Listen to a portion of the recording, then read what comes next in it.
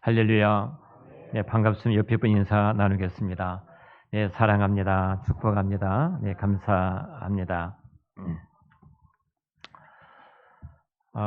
저희들이 8월 첫째 주에 그 사사기 2장을 통해서 특별히 하나님께서 우리 다음 세대를 믿음의 세대가 어떻게 세워나가는지, 다음 세대가 다른 세대가 아니라 믿음의 세대를 세우기 위해서 우리가 헌신하면 참 좋겠다. 가장 큰 헌신은 가정의 헌신이고, 가정의 헌신을 통해서 우리가 남은 자 믿음의 세대를 세워나가자, 이렇게 말씀을 나누었습니다. 지난주에는 그런데 우리의 힘으로는, 우리의 결단과 결심으로는 우리가 이 길을 걸어갈 수가 없습니다. 우리가 결단하고 결심할지라도 한순간에 또 무너지고, 교회에 나가자마자 무너진 것이 우리들의 모습인데, 우리는 도무지 이룰 수 없는 자들입니다. 그런 자들에게 이 중요한 사명을 맡겨주신 것은 하나인데, 하나님을 향해라, 하나님을 바라봐라, 너희 마음을 하나님을 향하라. 그럼 하나님께서 그 일들을 이루시리라. 이 말씀으로 함께 은혜를 받았습니다.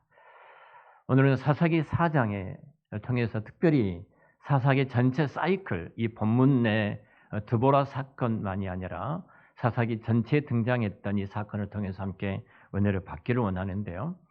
사사기의 하나의 주제가 흐른다면은 7번 반복되어지는 단어가 하나가 있습니다. 그것은 여호와의 목전에서, 여호와의 앞에서 악을 행하더라, 악을 행하더라.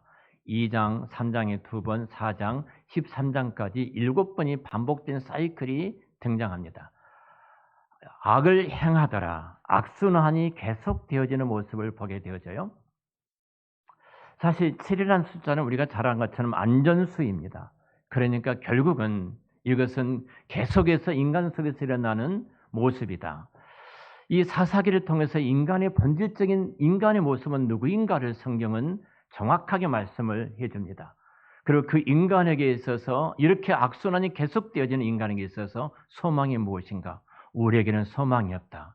우리의 소망은 구원자 되신 하나님밖에 없다. 그분이 우리의 인생의 왕이 되어주실 때 우리는 이 악순환의 고리를 끊고 하나님의 자녀로서 이 땅에 살아갈 수 있다. 하는 것이 사사기 주제입니다. 사사기의 악순환은 구약 전체의 악순환입니다. 창세기부터 말라기까지 전체 흐름이 이 악순환이 계속되어집니다. 반복해서 나타나는 것이 악을 행하고, 악을 행할 때 하나님께서 당신의 자녀들이 그 자리에 있지 않기 위해서 징계를 하시고, 징계를 당한 이 백성들이 고통스러워서 하나님 앞에 부르짖게 되어지고, 부르짖을 때 하나님은 사사기에 등장했던 것처럼 저지를 재판관, 판사, 우리로 말하면은 재판관을, 사사를 등장시키셔서 그 백성들을 다시 구원하시고, 이 사이클이 반복되어져요. 구원해주면 태평하고, 배가 부르고 따뜻하니까 또 하나님을 떠나니까 하나님은 또 징계 책책을 지시고, 그러니까 또 부르짖고 하나님의 구원자를 세우셔서 백성들을 구원하시는데, 이게 구약 전체의 흐름이고 신약 전체의 흐름이고 오늘 우리의 삶의 전체의 모습이기도 합니다.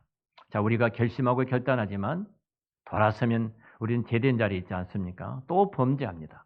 하나님의 말씀을 불순종하고 하나님을 떠나고 하나님을 거역한 자리에 우리들이 있지 않습니까? 오늘 본문 1절에서 이 단어를 이렇게 말씀합니다. 4장 1절을 보면은 우리 같이 읽겠습니다. 에웃이 죽으니 이스라엘 자손이 또 여호와의 목전에 악을 행하며. 자, 이 반복되는 가장 중요한 1절의 단어 가운데 하나가 또라는 단어입니다. 또 이렇게 말하죠. 또 여호와의 목전에서 악을 행하며. 자, 배부르고 배가 따뜻하니까 하나님을 또 반역하고 악을 행하더라. 이 또란 말은 사실 본질적으로 인간은 하나님께 붙어 있기를 싫어하는 존재가 우리들입니다. 본질상 우리 인간은 하나님 앞에 나아가기를 싫어하는 존재가 우리들이에요. 이 말씀은 끊임없이 우리는 하나님을 떠나 있을 수밖에 없는 존재가 우리 인간들의 실상이라는 사실입니다. 여러분, 죄라는 것은 내가 어떤 큰 것을 살인한다든지 도둑질한다든지 남을 해롭게 한다든지 이것만이 죄가 아니라 성경에 본질적으로 죄라는 것은 여호와를 떠나는 것, 하나님을 떠나려고 하는 것, 이것이 성경은 죄라고 이야기를 합니다. 자, 인간의 마음은 그대로 내버려 두면요 황폐해집니다. 왜냐하면 본질상 성질이 하나님을 끊임없이 떠나려고 하기 때문에 놔두면은 황폐해져요. 그래서 우리가 끊임없이 성경은 계속해서 믿음의 주요 또 온전케 하시는 이인 예수 그리스도를 바라봐라. 너희 마음을 주님께로 향하라. 계속해서 이렇게 말씀하신 것은 우리의 본질적인 타락된 죄성을 알고 있기 때문에 그대로 놔두면 황폐해지고 거친 들판처럼 우리의 마음이 무너지니까 그 마음이 주의 은혜로 담기 위해서 주님을 향하도록 말씀을 하고 계십니다. 믿음이라는 것도 마찬가지예요. 그대로 놔두면 우리 믿음으로부터 멀리 떨어져 있는, 신앙으로부터 멀리 떠나 있는 우리들의 모습을 보게 되어집니다. 이것은 우리는 반역성을 끊임없이 우리 안에 갖고 있기 때문에 그렇습니다. 자, 그래서 3절에 이렇게 말합니다. 자, 이스라엘 백성들이 하나님을 또 떠나 있는 이 백성들에게 3절 같이 읽죠. 야빈 왕은 철병거 900대가 있어 20년 동안 이스라엘 자손을 심히 학대했으므로 이스라엘 자손이 여호와께 부르짖었더라. 하나님께서 당시에 야빈 왕을 철병거 900승을 거느리고 이스라엘을 침공하도록 허락하신 겁니다. 징계라고 우리가 말을 하죠. 이들이 징계해서 이스라엘 백성을 학대하는데, 학대라는 말은 잔인하게 이 백성들을 괴롭혔다는 겁니다. 그 기간이 20년이라고 말을 하고 있어요. 여러분, 얼마나 20년 동안 큰 고통을 받았겠습니까? 그들이 농사지면 농사진 것을 다 수탈해 가버립니다. 똑똑하고 잘생긴 놈 다 포로로 잡아가 버립니다. 그리고 정상적인 국가의 기능하지 못하도록 그들이 지배하고 장악하고 고통을 주었던 시기가 20년이라는 시기입니다. 자, 이 고통을 받은 거예요. 여러분, 우리가 한번 이렇게 생각해 봐야 돼요.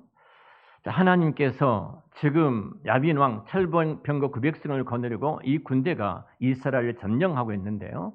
점령한 이것이, 이 일이 하나님이 이스라엘을 야빈 왕한테, 적군한테 붙이셨는가, 아니면 하나님께서 이 백성을 내버려 두셨는가, 이 단어에 우리가 좀 주목을 해야 합니다. 로마서 1장 24절, 26절, 28절 말씀 보면은 죄악 가운데 있는 우리 인간들을 고발하기를 이렇게 말합니다. 그들을 내버려 두었다고 말을 해요. 이것을 신학적인 용어로 유기라고 말을 하는데요. 하나님께서 내버려 두었다. 이것이 징계예요. 은혜는 뭐냐면 하나님이 개입하시는 것, 이게 은혜예요. 자유가, 우리가 자유라는 것이 내버려 두는 것이 자유입니까? 아니면 개입한 그 속에서 살아가는 것이 자유입니까? 아이들이, 꼬맹이들이, 자, 이제 요즘 저희 손자가 저희 집에 와 있잖아요. 한 번에 이제 주차장에서 공을 갖고 놀기를 좋아하니까 공을 가지고 놀도록 하는 거예요. 또 이렇게 또 타기도 하고. 야, 딱 틀이 있습니다. 이 주차장 밖으로 나가면 안 된다. 길가에는, 이 차도에는 차가 언제든지 다니니까 이 안에서 해야 된다. 자, 이 안에서 공놀이하고 이 안에서 싱싱을 타는 것이 자유입니까? 아니면 내 마음대로 해야 돼. 차도까지 끌고 나가서 공을 차고 그리고 이렇게 싱싱을 타는 것이 자유입니까? 자유라는 것은 뭐예요? 제한된 구역 안에 있는 것이 진정한 자유예요. 본질적으로 사람은 하나님 품 안에서 참된 자유를 누릴 수 있는 것입니다. 거기에 생명이 있고, 거기에 기쁨이 있고, 거기에 행복이 있고, 거기에 풍성과 부유함과 만족이 있는 것입니다. 그것을 떠나는 순간, 그 틀을 벗어나는 순간 내 마음대로 하는 것은 자유가 아닙니다. 그것은 고통이고 그것은 불행한 일입니다. 하나님께서 지금 그러시는 겁니다. 내버려 뒀다는 것은 네 마음대로 하라는 거예요. 그게 행복할 것 같죠? 이거 하나님의 징계입니다. 징계예요. 하나님의 은혜라는 것은 하나님의 개입하심이에요. 개입하심. 자, 하나님께서 이스라엘 백성들을 당신의 군대와 당신의 불병과 당신의 불말들을 가지고 이스라엘 백성들을 둘러 진쳐 보호해 주셨어요. 그런데 이들이 하나님을 떠납니다. 하나님의 아버지의 마음은 무슨 마음이에요? 이 백성들 내 품 안에서 참된 자유와 행복과 만족과 부요함을 누리기를 원하시는데 세상이 좀 잘 풀고 잘 나가니까 태평하니까 배가 부르고 따뜻하니까 하나님을 버리더라는 겁니다. 대적하는 거예요. 그래서 그것을 너희들 마음대로 해 그것을 걷어버려 그 둘러 진쳤던 것들을 울타리를 걷어버리신 거예요. 그 순간 야빈 왕이 철병과 900승을 거느리고 이곳에 들어와서 이스라엘 백성들을 학대하면서 20년 동안 괴롭힌 것을 보게 되어집니다. 여러분 한번 생각해 보십시오. 하나님께서 내버려 두었다. 보호하시는 그 손길을 잠깐 거두어 들이시면 우리는 끝나는 것입니다. 끝나는 거예요. 그때 그 보호하신 손길을 거둬버리시니까 대적들이 몰려오게 되고 그 대적들이 잔인하게 이스라엘 백성들을 학대하고 있는 모습을 보게 되어집니다. 어려움이 찾아오게 되고 고통과 염려가 찾아오고 불안이 몰려오게 되어지고 내가 예측하지 못한 수많은 어려움들이 우리 앞에 몰려오고 있는 것을 보게 되어집니다. 그러니까 우리가 이 사실을 믿는 것이 여러분 신앙입니다. 하나님께서 지켜주셔야 합니다. 하나님께서 보호해 주셔야 됩니다. 하나님께서 개입하신 것이 복입니다. 하나님이 개입하신 것이 은혜입니다. 하나님이 개입하신 것이 축복입니다. 여러분 보호하신 손길이 잠깐이라도 띄어져 버리면 그것이 바로 인간에게 있어서는 고통이라는 사실입니다. 대혼란이 찾아올 수밖에 없습니다. 자, 이렇게 고통이 찾아오니까 20년 동안 학대를 당하게 되니까 이스라엘 백성 드디어 3절 하반절에 이렇게 말씀하죠. 같이 하반절 이스라엘 시작 읽겠습니다. 이스라엘 자손이 여호와께 부르짖었더라. 아멘. 하나님께 기도했다 이 말입니다. 기도했다. 이 말은 하나님께 지금 부르짖었다 이 말은 이스라엘의 최고의 하나님의 은혜의 손길이 개입했다 이 말이에요. 그러니까 우리가 늦었다고 생각하면 안 돼요. 지금 내 앞에 수많은 상황들이 있습니다. 그것들이 때로는 하나님이 나를 사랑하셔서 하나님 당신께 붙어 있기 위해서 주신 선물이에요. 그 선물이 복이 되기 위해서는 성경이 말씀하셨던 것은 여호와께 부르짖은 것, 하나님께 기도하는 것, 바로 그때 하나님의 은혜가 임하게 되고 하나님의 개입하심이 이미 시작된 거예요. 여러분이 어떤 일이 있어도 기도한 자리에 계심으로 하나님의 손길에 다시 여러분의 삶 가운데 개입하시는 그 복이 있으시기를 축원합니다. 자, 이렇게 기도합니다. 하나님께 부르짖습니다. 자, 부르짖을 때 하나님이 드디어 그 기도를 들으시고 7절입니다. 7절 우리 같이 읽겠습니다. 내가 야빈의 군대장관 시사라와 그의 병거들과 그의 무리를 기손강으로 이끌어 네게 이르게 하고 그를 내 손에 넘겨주리라. 기가 막힌 하나님의 작업이 시작되는데요. 부르짖는 순간 하나님이 개입하셔요. 성도와의 기도가 왜 중요한가? 왜 기도가 중요한가? 내가 기도할 때 은혜가 이미 임하는 시간이고 그리고 하나님이 개입하는 시간이에요. 이렇게 부르짖는 순간 하나님께서 그 야빈의 그 900철병거를 거느리고 있는 이 군대를 기송강으로 갑자기 이끌고 가게 된 거예요. 그들은 어떤 전략을 세웠겠죠. 이들이 어떤 전략과 전술 가운데 이들이 기송강으로 왔을 겁니다. 근데 하나님이 지금 작업하고 계신 거예요. 기도하는 순간. 그리고 그들의 그곳에서 하나님께서 그들을 하나님의 손에 넘겨주십니다. 자, 기송강으로 철병거 900승을 거느리고 또 학대하러 압박에 들어올 때에 이스라엘 백성들이 볼 때는 두려움이죠. 수많은 고통이 또 몰려오는 시간이 아니에요. 그런데 그 배후에 하나님이 일하고 계신 줄로 믿습니다. 여러분 우리가 기도할 때 때로는 어려운 것이 보일 수도 있어요. 기도할 때 일어나지 않는 어떤 영적인 일들이 일어날 수 있고 내가 기도할 때 더 일이 꼬이는 것처럼 보여질 때도 있습니다. 바로 야빈의 그 왕 철병거들을 몰고 다시 기송강으로 왔던 것처럼 그럴 수도 있어요. 근데 두려워하지 마십시오. 지금 하나님이 개입하고 계십니다. 하나님이 함께하고 계십니다. 그리고 이렇게 말씀하시죠. 그들을 내 손에 넘겨주리라. 할렐루야. 내 손에 넘겨주리라. 이스라엘 백성들은 이 야빈의 찰병과 900승과 이 군대와 전쟁에서 승리할 수 있는 힘과 군사력이 없습니다. 근데 이 전쟁은 누가 하신다는 거예요? 하나님이 하신다는 겁니다. 하나님이 넘겨주신다는 거예요. 제가 지난주에도 말씀을 드렸습니다만 내가 직장을 열심히 찾아서 내가 원하는 직장에 들어가는 것 같지만 하나님께 그 직장을 내게 넘겨주셨습니다. 내가 어떤 일을 열심히 노력하고 계획을 세우고 그 사장을 이루고 나갈 때 그 일이 내 힘으로 능력으로 성취한 것 같지만 하나님께서 그것을 넘겨주셔서 그 일들이 성취되고 이루어진 줄로 믿습니다. 하나님은 그 일을 이루어주셨어요. 넘겨주셨습니다. 고린도후서 2장 14절 말씀 보면은 예 없이 우리의 승리가 어디서 오냐면은 우리를 그리스도 안에서 이기게 하신다고 그랬어요. 그리스도 안에서. 모든 승리는 그리스도 안이에요. 반대로 우리가 그리스도 밖에 있는 순간 뭐예요? 그리스도 밖에 있는 순간 우리는 패배할 수밖에 없다는 사실입니다. 그리스도 안이에요. 내가 아무리 힘들고 어려워도 주 앞에 나아가 두 손을 모으고 기도하는 순간 하나님이 개입하기 시작하고 개입하는 순간 하나님의 놀라운 은혜가 그 가운데 임하게 될 줄로 믿습니다. 결론적으로 말씀을 정리하겠습니다. 사사기 21장 마지막 장인데요. 25절 말씀을 우리 같이 한 목소리로 읽겠습니다. 사사기 마지막 절이에요. 21장 25절 말씀입니다. 다 같이 읽겠습니다. 시작. 그때 이스라엘의 왕이 없으로 사람이 각기 자기의 소견에 옳은 대로 행하더라. 아멘. 그때 이스라엘의 왕이 없으므로 자기 소견에 옳은 대로 행동했는데 그 옳은 대로 행동했던 그들이 처참한 모습이 얼마나 비참한 모습이 우리가 사무엘상 1장에 등장하지 않습니까? 정말 비참한 모습이 등장하게 되어지죠.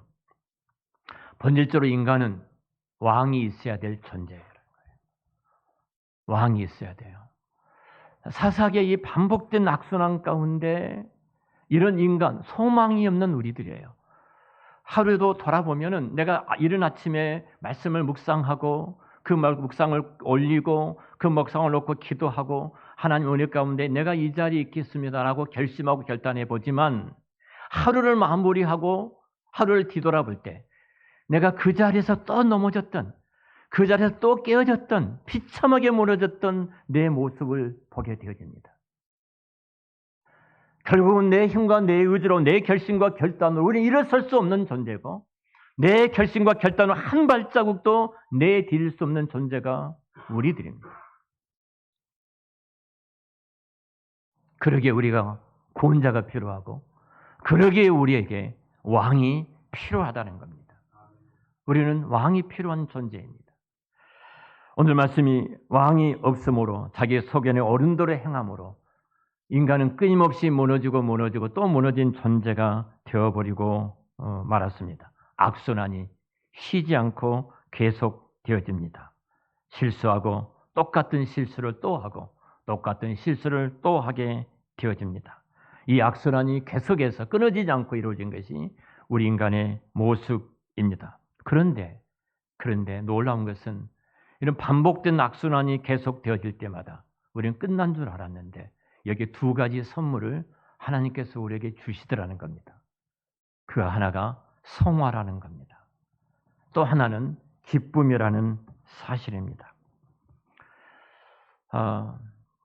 제가 이제 우리 손주들하고 같이 살고 있기 때문에요. 저녁 시간이 되면은 늘 집사람이 전화가 옵니다. 빨리 들어오라고. 근데 저는 예전에 집에 들어가면은 노트북을 켜놓고 설교도 다시 묵상하고 한쪽에서 말씀도 준비하고 또 책도 보고 이렇게 성경도 읽고 그랬는데 이제 그럴 수 있는 환경이 전혀 아닙니다. 전혀 아니에요. 손자는 놀아주라 합니다. 공을 가지고 가서 할아버지 한 번만 공차기를 하자는 겁니다. 근데 요즘은 올림픽을 보고 난 이후에 공을 들고 와서 탁구 놀이를 하자는 겁니다. 탁구 놀이를 방석을 두 개를 놔두고 가운데 세워놓고 공을 넘기는 놀이를 하자는 겁니다. 아무것도 못하고 그 일을 해야 합니다. 그 일을 해야 돼요.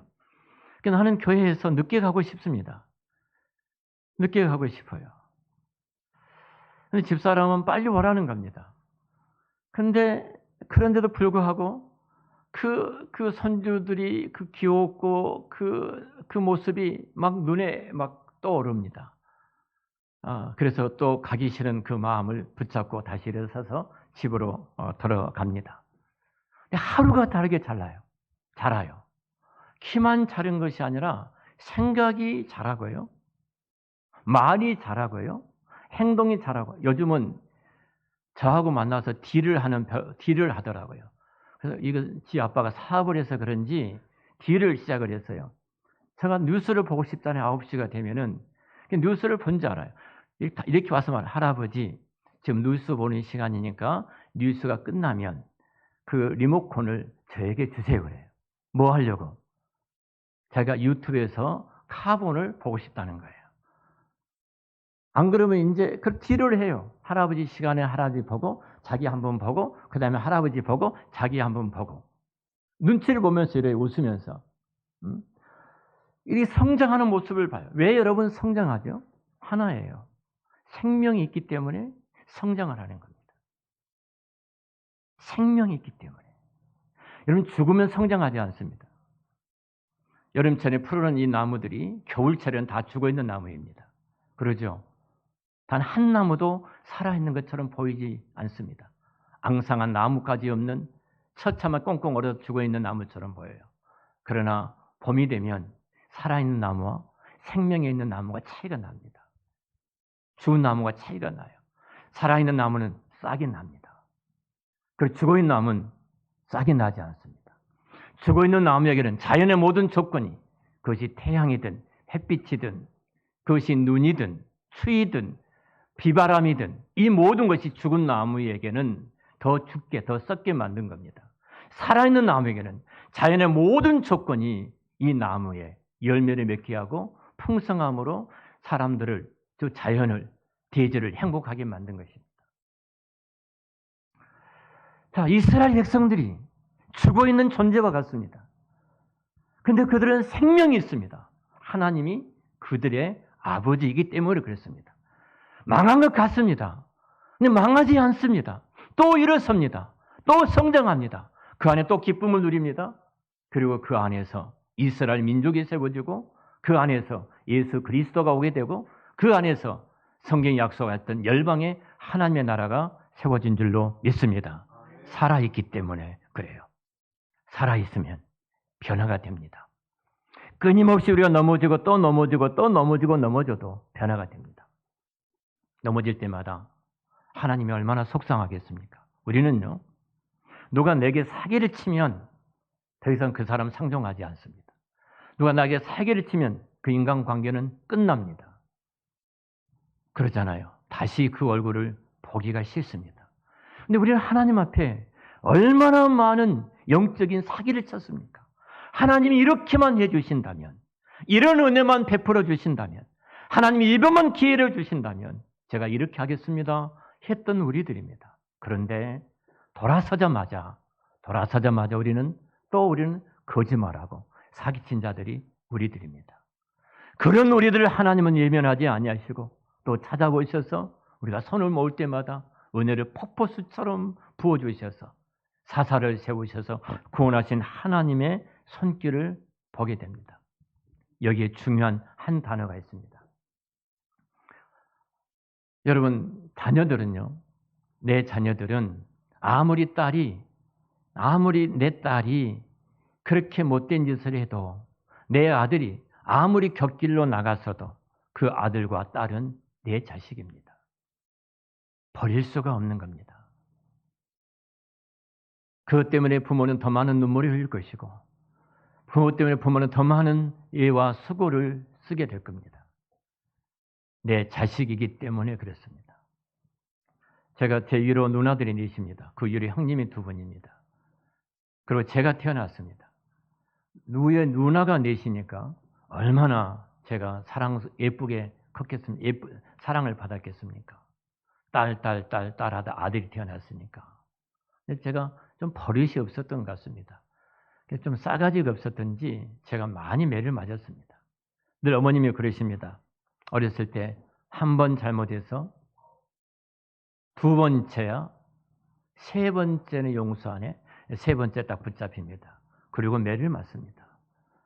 매를 맞을 때 그 매를 맞으면 얼마나 세게 때리겠습니까? 근데 내 입장에서는 엄마가 나를 죽이는 것처럼 매를 때린다고 악을 씁니다. 악을 써요. 그러면 그 옆집에 있는 아저씨 아줌마가 이제 저희 집에 방문합니다. 그러면서 하는 말이, 형수님, 이제 그만 때리시죠. 그 말 한마디면 어머니 매를 넣으십니다. 어머니도 기다리셨을 거예요. 그만 때리고 싶은데 누군가가 그만 해주고 싶은 그런 마음이 있어야 되잖아요. 하나님 앞에 우리가 누구입니까? 나를 매를 때렸다고 해서 버리신가요? 근데 우리는 늘 이렇게 생각해요. 하나님과 나와의 관계를 계약 관계로 생각합니다. 뭔가 내가 잘 해야 되고, 내가 뭔가 올바른 일을 해야 되고, 뭔가 내가 인정받은 일을 해야 되고, 그럼 내게 뭔가 베풀어 줄 것 같은 그런 계약 관계를 생각해요. 하나님과 우리의 관계는 한 단어입니다. 아버지이십니다. 아버지이셔요. 그 아버지는 나를 죽기까지 사랑하셨던 아버지입니다. 그 아버지는 나를 천하를 다 주고도 바꿀 수 없다고 말씀하신 자녀로 삼아주셨습니다. 예수 그리스도를 나를 위해서 내어주셨던 우리 아버지 하나님께서 예수 그리스도와 함께 모든 좋은 것으로 너에게 주시지 않겠느냐, 그렇게 말씀하신 우리의 아버지이십니다. 계약 관계가 아니에요. 내가 잘못했다고, 내가 넘어졌다고 발로 걷어차신 분이 아닙니다. 내가 영적인 사기를 또 치고 또 치고 또 쳤는데, 너 사기꾼, 너 이제 내가 안 볼 거야, 그러지 않으십니다. 또 찾아오십니다. 그리고 말씀하십니다. 그리고 한마디 하십니다. 너는 그 모습으로 그냥 내 앞에 살아. 그 모습으로 내 앞에 살아. 내가 지난주에 누가하고 이야기하면서 헨리 나우엔에 대한 이야기를 했습니다. 이분은 하버드대 교수였습니다. 탁월한 작가이기도 하고 상한 심령의 치유라는 책을 써서 한국에 굉장히 많은 사람, 믿는 사람이든 믿지 않는 사람들에게 감동을 줬던 그 글이 번역되어져 우리 곁에 있기도 합니다. 이분이 하버드대 교수직을 마치시고 목사님이셔요.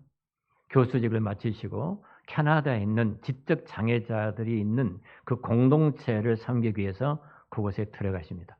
얼마나 멋있습니까? 얼마나 멋있어요. 그리고 공동체에서 이 아이들과 같이 생활을 합니다. 근데 이 아이들은 자기 앞에 서 있는 헨리 나우엔이라는 이 사람이 누구인지 아무도 모릅니다. 얘들하고 이야기합니다. 나는 말이야 지금 대학교 교수였어. 대학교 교수가 뭔데요? 나는 세계적인 대학, 하버드대 교수였다니까? 하버드대가 뭔데요?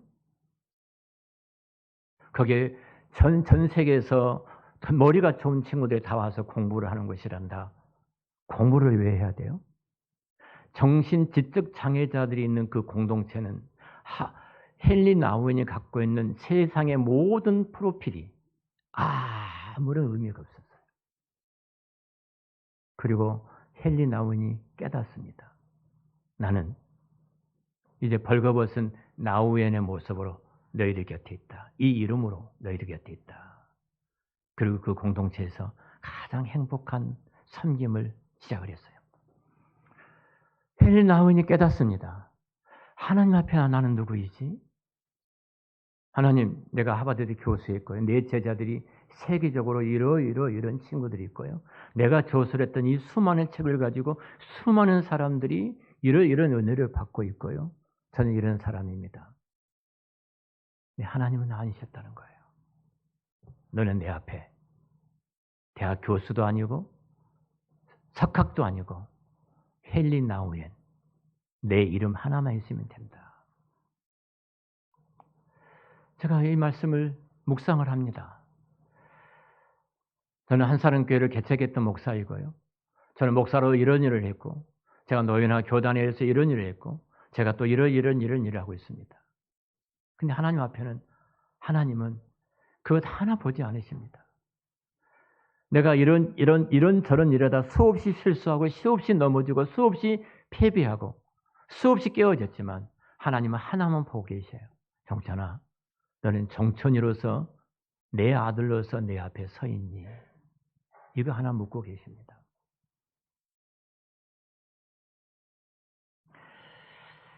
여러분, 우리는 내 모습 그대로 실수하고 지금도 실수한 이 사이클이 계속해서 반복되어지고 있습니다. 지금도 하나님 앞에 내세울 것이 하나도 없는, 어쩌면 염치 없는 자입니다. 어제도 제가 이 말씀을 묵상하면서 주님 오늘 예배 가운데 저를 불러주실 텐데 제가 아무리 돌아봐도 이 말씀을 가지고 설교할 수 있는 자격이 없는 목사입니다. 하루만 돌아봐도 한 주만 돌아봐도 이렇게까지 비참하게 무너졌는데, 그런데 설 수 있는 것은 하나였어요. 너는 내 아들이다. 너는 내 아들이다. 이 하나의 음성이었습니다. 사랑하는 성도 여러분, 오직 나의 이름으로 정천이란 그 이름으로 하나님은 나를 사랑해 주신 것이지, 너가 목사이니까, 너가 장로이니까, 너가 권사하고 집사이니까, 너가 내 앞에서 이런 일을 했으니까 내가 너를 사랑하는 것이 아니다. 나는 너를 용서하고 참아주고 받아주고 실수한 너라 할지라도 너는 내 아들이다. 너는 내 아들이다. 우리가 그 하나님 앞에 있을 때 두 가지가 찾아옵니다. 그 두 가지가 바로 우리가 성장하고 그리고 기쁨과 행복이 찾아온 줄로 믿습니다. 오늘 또 그런 나를 받아주신 하나님, 염치가 없지만 오늘 또 그 은혜 때문에 우리가 이 자리와 하나님 앞에 예배를 드리고 있고, 그 은혜 때문에 하나님이 앞에 서서 오늘 또 예배 자리에 우리가 있는 줄로 믿습니다. 오늘 또 주님이 주시는 이 만족을 누리시면서 그 은혜 안에 하나님과 동행하는 귀한 성도들이 되시기를 우리 주의 이름으로 축원합니다. 기도하겠습니다.